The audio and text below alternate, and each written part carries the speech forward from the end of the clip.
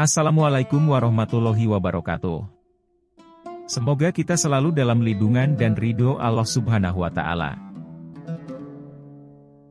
Kiai Hasan Genggong. Kiai Hasan Genggong merupakan salah satu pendiri dan pengasuh pondok pesantren Zainul Hasan Genggong ini, merupakan sosok panutan pada zamannya. Kealiman serta kewalian beliau tidak diragukan lagi. Bahkan, pengasuh kedua pesantren Zainul Hasan Genggong ini juga dikenal sebagai wali kutub. Nama lengkap Kiai Hasan Genggong adalah Kiai Haji Muhammad Hasan bin Syamsuddin bin Koiduddin. Beliau lahir pada 27 Rajab 1259 Hijriah atau 23 Agustus 1840 Masehi bertepatan dengan peringatan Isra Miraj Nabi Muhammad Shallallahu Alaihi Wasallam di Desa Sentong, Kecamatan Krejengan, Kabupaten Probolinggo, Jawa Timur dari pasangan Kiai Syamsuddin dan Nyai Khadijah. Kiai Hasan Sepuh, begitulah sapaan akrab beliau. Beliau mempunyai budi pekerti yang sangat tinggi serta welas asih. Tak hanya kepada sesama manusia, Kiai Hasan juga memberikan kasih sayangnya kepada makhluk lain seperti kepada binatang. Beliau salah satu mursyid dari tatanan Naqsyabandi dan juga terkenal sebagai salah satu wali kutub di Indonesia. Beliau merupakan seorang cendekia dari para wali dan seorang wali dari para cendekia. Beliau unik dalam dua jenis pengetahuan, yaitu pengetahuan internal dan eksternal. Jejak kesantrian Kiai Hasan Genggong dimulai sejak usia muda sampai dewasa. Dari mondok di sejumlah pesantren di tanah air, hingga berlanjut nyantri ke Mekah dan Madinah.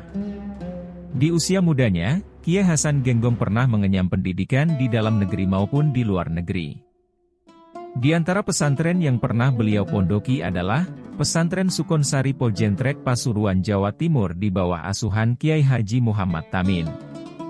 Pesantren Sentong Krejengan di bawah asuhan Kiai Haji Syamsuddin. Beliau juga pernah modok di pesantren Kiai Muhammad Khalil Bangkalan selama 3 tahun di bawah asuhan langsung Kiai Khalil. Lalu kemudian melanjutkan pendidikannya di Mekah Al-Mukarromah selama 3 tahun. Di Mekah beliau menuntut ilmu ke Kiai Haji Muhammad Nawawi bin Umar Al-Bantani, Kiai Marzuki Mataram Mekah, Kiai Mukri Sundah Mekah, Said Bakri bin Said Muhammad Syadho Al-Misri, dan kepada Habib Hussein bin Muhammad bin Husain Al-Habsyi Mekah.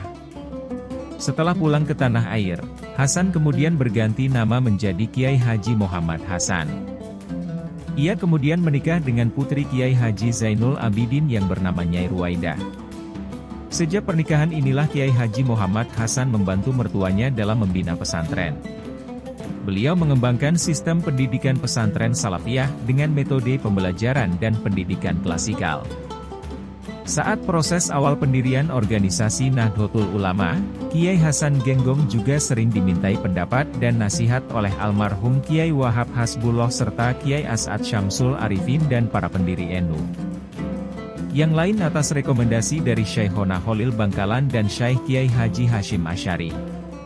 Kiai Hasan yang dikenal sebagai sosok ulama dengan kezuhudannya, selalu menjadi tempat rujukan ketika ulama pendiri NU akan mengambil sebuah keputusan. Ketika Nahdlatul Ulama berdiri pada 1926 saat itu bumi Nusantara masih di bawah tekanan penjajah Belanda, Kiai Hasan Genggong ini menjadikan pesantren Genggong sebagai basis perjuangan kemerdekaan pada masa itu. Kala pada masa penjajahan beliau turut berkontribusi dalam mengusir penjajah dari Nusantara ini khususnya di wilayah Jawa Timur.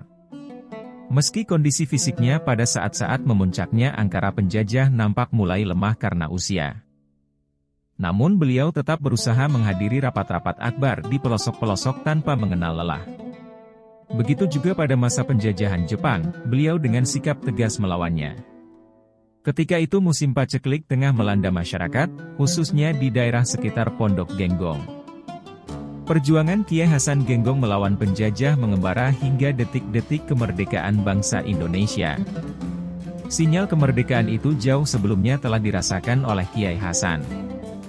Karena pada saat itu Kiai Hasan memerintahkan kepada putranya yang bernama Kiai Nasnawi untuk membentuk barisan perjuangan dengan nama Ansyaruddinillah, sebagai barisan untuk mempertahankan negara dan agama. Setelah selang beberapa waktu yang tidak lama dari pendirian barisan perjuangan tersebut, kemudian pemberontakan di Surabaya meletus. Kemudian timbul inisiatif dari Komandan Polisi Keraksaan pada saat itu, yaitu Abdul Karim, untuk menjadikan barisan tersebut sebagai pasukan inti di garis depan. Kemudian, berdasarkan hasil musyawarah dari berbagai kalangan, nama Ansyorudinillah kala itu diganti menjadi Barisan Sabilillah. Dalam situasi yang genting kala itu, cukup banyak para pejuang Angkatan 45 yang datang sowan kepada Kiai Hasan untuk memohon doa restu, demi kejayaan dan keselamatan perjuangan bangsa melawan penjajah yang akan datang memasuki kembali wilayah bumi Nusantara ini. Kala itu tidak terlepas dari sosok Kiai Hasan, Pondok Genggong juga dijadikan sebagai kubu pertahanan para gerilyawan.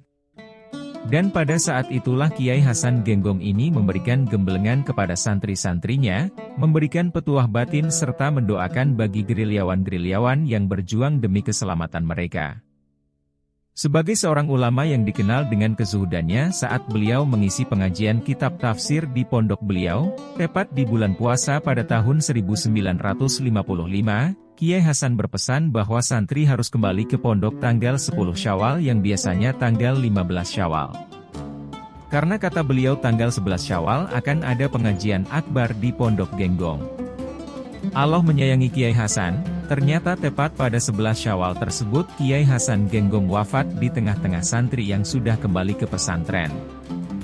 Kemudian beliau dimakamkan di lingkungan Pondok Pesantren Zainul Hasan Genggong, Probolinggo, Jawa Timur.